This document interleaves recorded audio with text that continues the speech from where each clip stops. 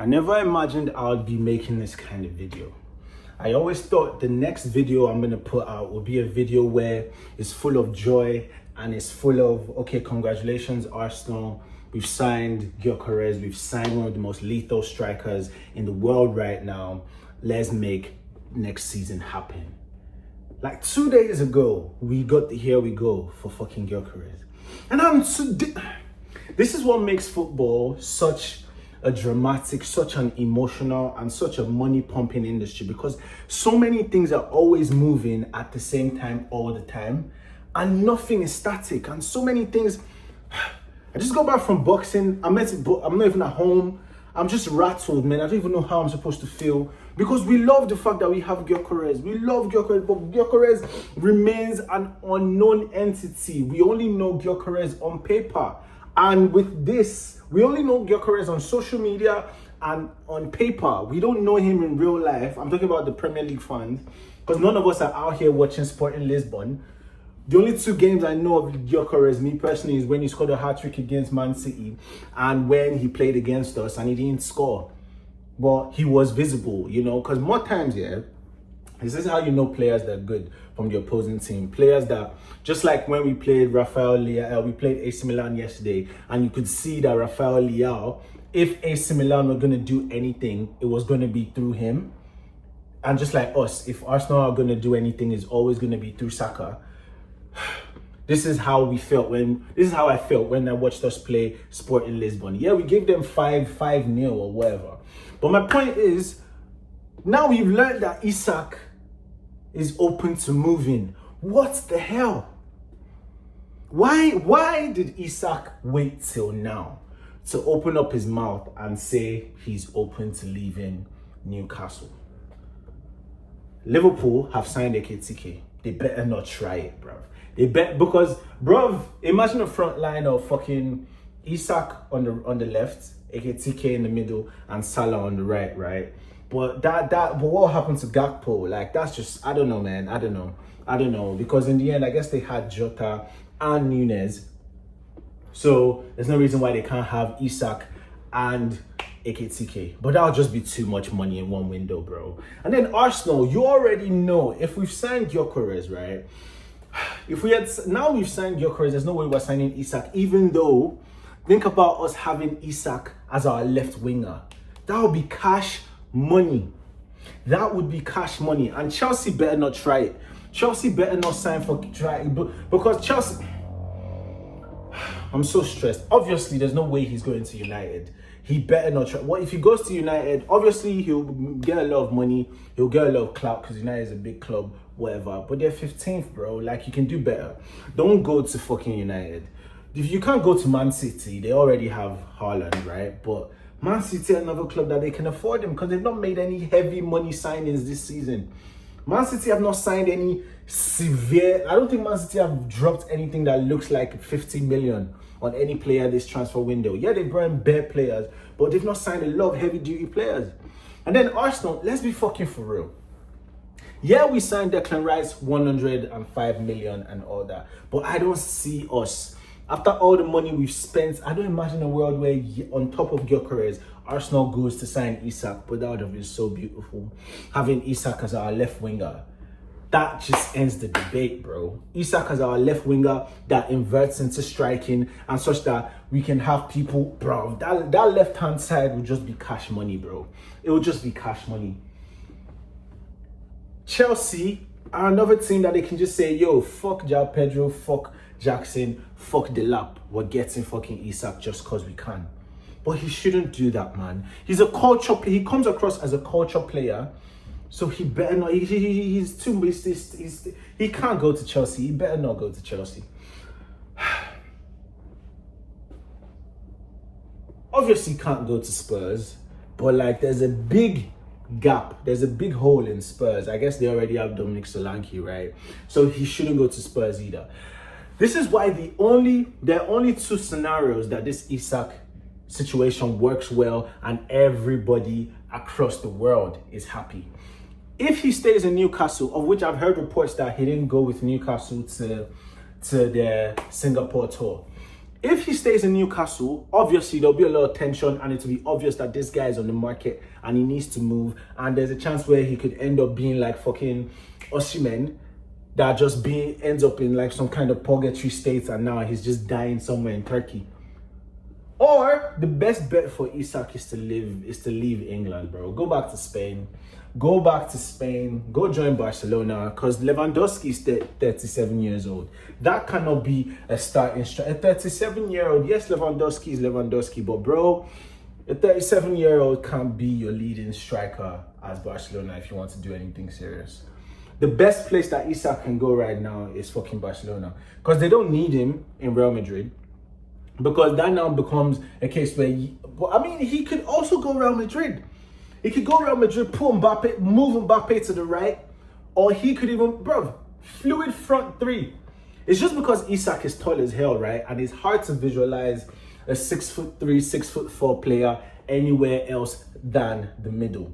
The middle and the centre back positions. Those are the only place that it visually makes sense, for someone that tall to be on your team. Goalkeeping, centre backs, maybe your DM because of Busquets, but not really. The only place that makes sense for Isak to go is Barcelona. He better just go Barcelona. He shouldn't go to any other team in England. It just won't make any sense. But what is the reason why he decided to wait this long to make his desires to leave known? Why couldn't he have made his desires to leave known since the start of the transfer window or since the end of last season? Is this because every of all these things, I like to believe that they're all calculated, because it's almost like, what are the odds that he waited for every team that would have been a sensible move for him, right? The teams that would have happily bought him, Chelsea, Liverpool, and Arsenal. The teams in England that would have been foaming at the mouth to get him. Yeah, he waited till they all got their strikers, because it was obvious that all these three clubs needed a striker, right? So he waited till all three of us got our strikers in, and then he raised his hand and was like, all right, cool, I'm ready to be on the market. Why did he wait that long? Is it because he knows that someone thinks, I saw a tweet somewhere that someone said maybe it's because he's already agreed to move to another club. This is why. But I don't know. It's just a bit nerve-wracking, and it's a bit like,